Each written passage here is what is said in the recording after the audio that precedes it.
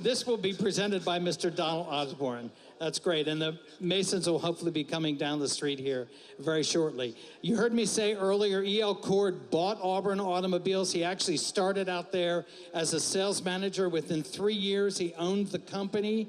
He was a marketing master, and this was perhaps one of his early masterpieces. He hired a guy by the name of Al Leamy at the age of 25. Al Leamy was 28 years old when he designed this car.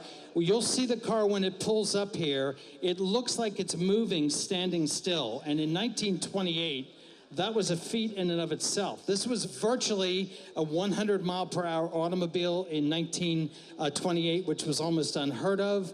The Mason's particular car, you heard me say, is an 8-115. That indicated that it's an 8-cylinder with 115 horsepower. These are just remarkably handsome automobiles, too. One of the things which really should be noted about E.L. Cord was that the fact he was not a car person. He was a brilliant, as he said, a brilliant marketer, a brilliant hirer of great people. He knew who to hire and to let them do their jobs. And unfortunately, once he was bored with the automobile industry, he sort of said, okay, fine, I've done that. These companies aren't making a lot of money during the Depression, and I can move on to my other enterprises. Which included Checker Cab, exactly. TWA Airlines. Precisely. Yeah, He was a man of a few interests, indeed. But while we had it in the late 20s and through the 1930s, the companies and the people that he hired and the engineers and designers that he worked with produced some of the most unforgettable cars ever. Absolutely, and they're recognized by the Classic Car Club of America as true classics, because even though this was this, believe it or not, was the low-price car in Cord's lineup, the Auburn, the Cord being the middle market car, and the Duesenberg being the crazy, all kinds of money kind of an automobile. This was about maybe a $1,600 car when it was new. It was kind of what we would call the BMW of its era. It was a driver's car. It was a sporty car. It was an image car. Just an incredibly beautiful automobile. And I also want you to remember, when you see this car pull up, that Al restored this car himself, did the paint, did all the work on the car, and he is the guy that we all have to thank for this beautiful car that we have here with us today. Ladies and gentlemen, Best in Show here at the Chattanooga Concours at the Chattanooga Motor Car Festival.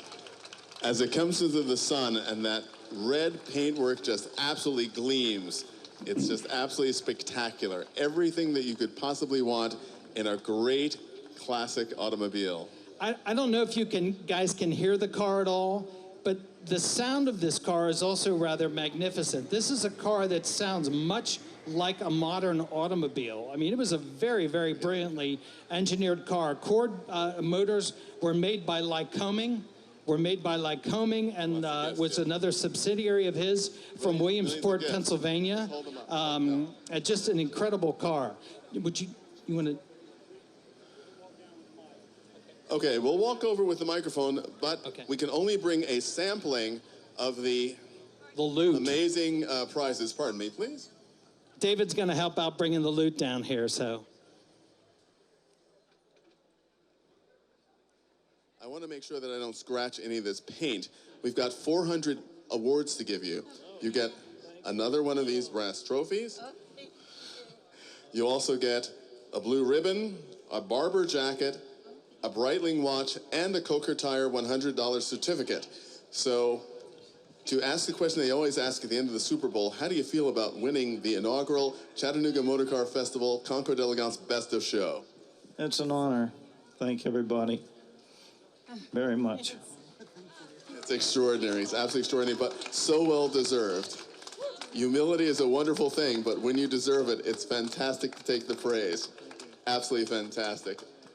You can also, what you heard me say earlier, when you see the car sitting horizontal like this to the rest of you, can you see all the lines of the car that are going this way? Even from the Golf door, the doors on the car, the louvers on the hood, he was trying to give you the sense of motion in the design of the car, which in 1928 was far, far ahead of its time. Don't leave. We have one final thing here, but I want to take the time to congratulate the Masons once again, congratulate all of our car owners, all of our winners, all of you, all of our participants, spectators that came out today, judges, sponsors, everybody that's here. We want to make sure. Oh, yes, and I should point out, too, this will be, a notation will be made here by the Masons that will go on the permanent sculpture that's going to go outside the hotel here today. But I want to say thank you to everybody that came out today. God bless all of you. God bless America. We're just thrilled to be here in Chattanooga. Thank you very much. Thank you, Bill. What a pleasure to be with you today.